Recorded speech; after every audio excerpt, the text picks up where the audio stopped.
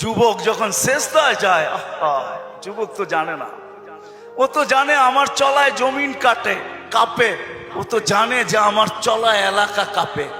হায়, ও জানে না ওর সেজদায় যে আরশ কাঁপে, ওটা ও জানে না। যদি জানতো তো এলাকা কাঁপাইতো না, যদি জানতো তো জমিন কাঁপাইতো না, ও সেজদা দিতে থাকতো আর আরশকে কাঁপাইতে থাকতো। যুবকের সেজদায় আরশ কাঁপে, আরশ। যুবক যখন সেজদায় যায়, সেজদায় পড়ে তো আল্লাহ ফেরেশতা, নাইলে এই হাদিস কোনোদিন আসতো না। আল্লাহ ফেরেশতাকে বলে উনজুর ইলা শাব মাযা ইয়াফআল, যুবকের দিকে তাকাতো কি করে আল্লাহ জানেন। তো ফেরেশতা বলে জাআলা আজলাহু ওয়া মাজালাহু লিআজলিক, সবকিছু বিসর্জন দিয়ে আপনার কুদরতি পায়ে মাথা ঠেকায় দিয়েছে। তা আল্লাহ বলে হাদা আবদি হাক্কা, এ আমার পারফেক্ট বান্দা, ইন্নী উবাহি বিহিল মালাইকা, তোমাদের উপরে আমি একে নিয়ে গৌরব করি। যখন সেজদায় চিৎকার দেয় সুবহানা রাব্বিয়াল আলা, আল্লাহ বলে সাব্বাহতানি সাব্বাহতুক, তুই আমাকে পবিত্র বললি, যাহ তুই পবিত্র, তোর গুনাহ মাফ, সেজদার থেকে উঠার আগে মাফ। আলাইতানি ফাআলাইতুক, মহান বললি, তুইও সৃষ্টির ভিতরে মহান। দুনিয়াওয়ালারা তোকে কি দিবে?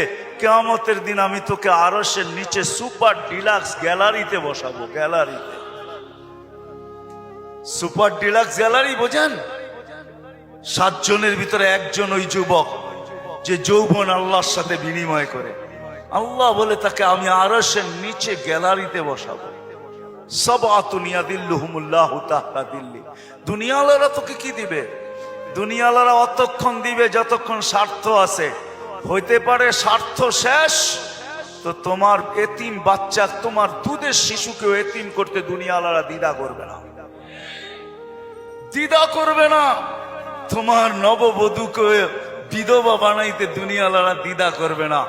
অতদিন তুমি চামচ, যতদিন তুমি বোঝেন। রাগ হয়ে গেলেন? যুবক পায়ে হাত রাখি, মাপ চাই তোমাদের কাছে।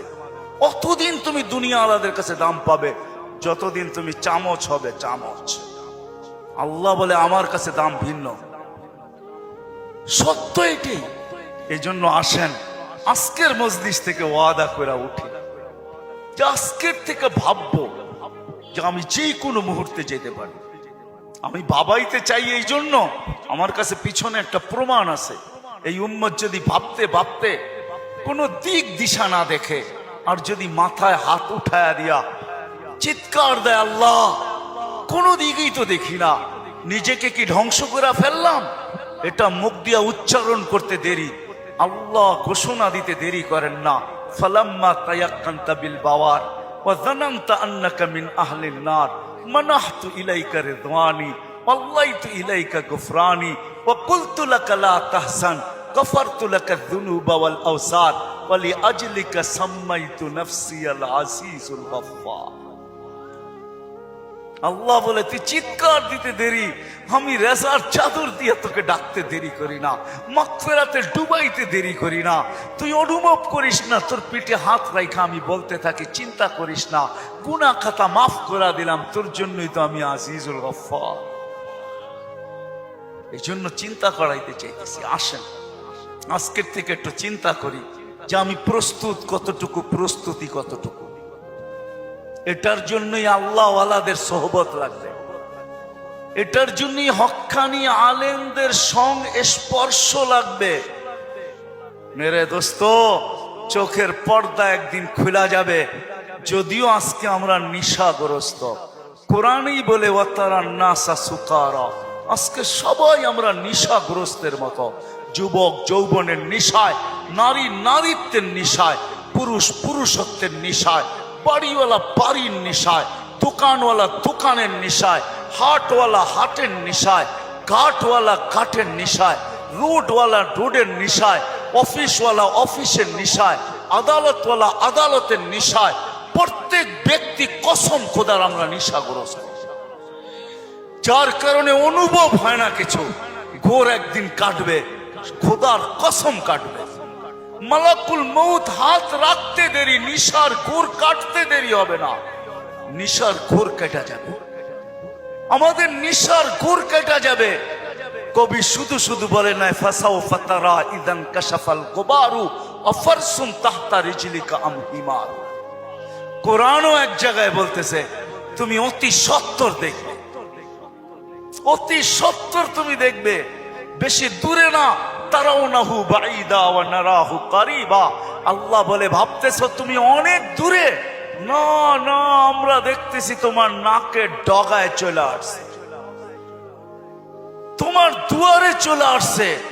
এই জন্যই আল্লাহর রাসূল দয়ার নবী সতর্ক করছেন উম্মতকে, আসবাহতা ফালা তানতাযিরিল মাসা, সকাল মিলল তো দুপুরের অপেক্ষা করো, বিকালের অপেক্ষা করো না। বিকাল মিলল তো সকালের অপেক্ষা করো না। এই জন্য আসেন, আল্লাহ ওয়ালাদের সোহবত লাগবে,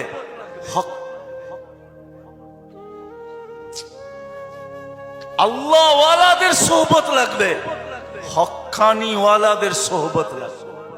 এদের সোহবতে যাবে যখন, সোহবত লাগবে, পরিবেশ লাগবে।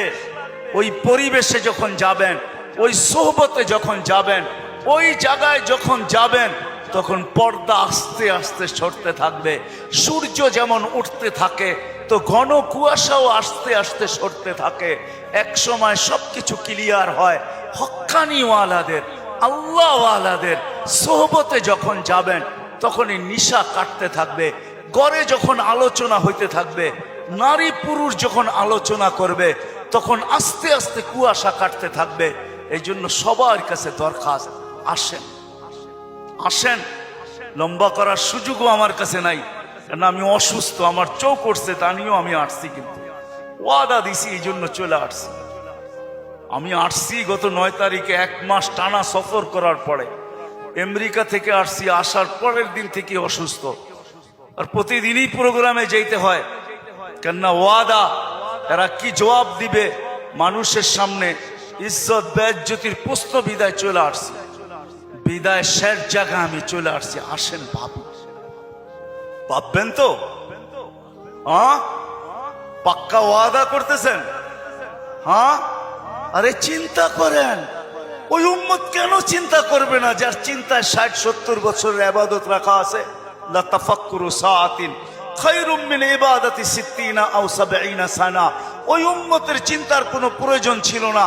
সে চিন্তা করবে তো করবেই বা কেন?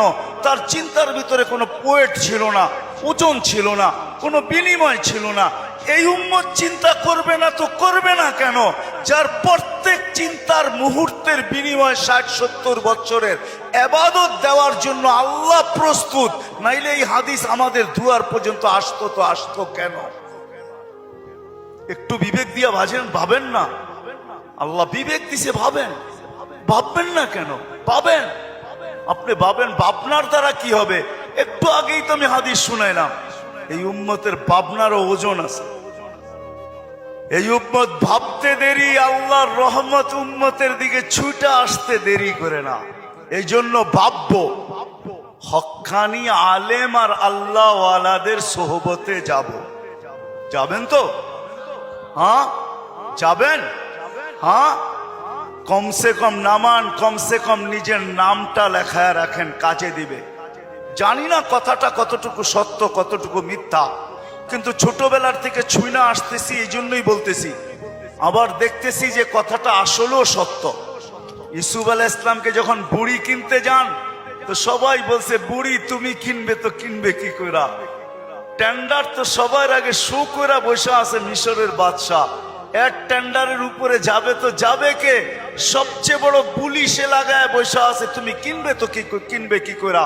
বলছে আমি কিনতে যাইতে চাইতেছি না, আমিও জানি কিনতে পারবো না, কিন্তু আমি চাই লিস্টিতে আমার নামটা থাক।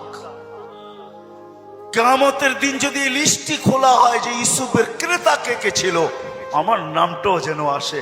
সত্য এটাই, কিয়ামতের দিন হক্কানি আল্লাহ ওয়ালাদের, ওলামাদের লিস্টিও খোলা হবে। লিস্টি যদি খোলা না হইতো তাহলে এই কথা আমার কাছে কোনোদিন পৌঁছতো না। এই উম্মতকে আল্লাহ ডাইরেক্ট জাহান্নামে পাঠাবেন না, ফয়সালা হয়ে গেল পাঠাবেন না, ডাইরেক্ট পাঠাবেন না। অন্য উম্মত ফয়সালা হবে সিধা জাহান্নামে, এই উম্মত যাবে না। এই উম্মতকে আল্লাহ এক জায়গায় নিয়ে জড়ো করবে। জড়ো করা বোঝেন তো? একত্রিত করবে। ওই জায়গায় নিয়ে করবে যেই জায়গা দিয়ে আলেমরা জান্নাতে যাবে। যখন আলেমরা ওইখান দিয়ে অতিক্রম করবে তো আল্লাহ পুরা মজমাকে বলবে, কে কাকে চিনো, কাল লিস্টিতে কার নাম আছে, তাড়াতাড়ি ধরো, চলা কিন্তু গেল।